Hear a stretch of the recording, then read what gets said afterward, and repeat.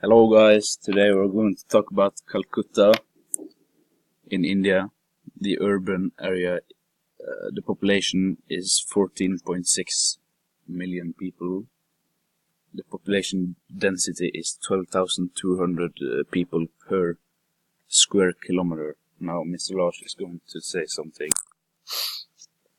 Calcutta was the capital of Imperial British India, Imperial British India until 1912, renowned as a center of Indian arts, culture and political revolution.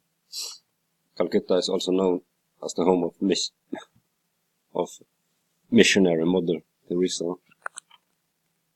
Yes. You can give them the urban detail. Yes, a little fun fact. Kolkatans love to chew and spit on pan, a mixture of betel, areca nut, slake, lime paste and tobacco. The red-colored sludge is polluting Calcutta streets. Okay guys, that's all we had for today. Goodbye.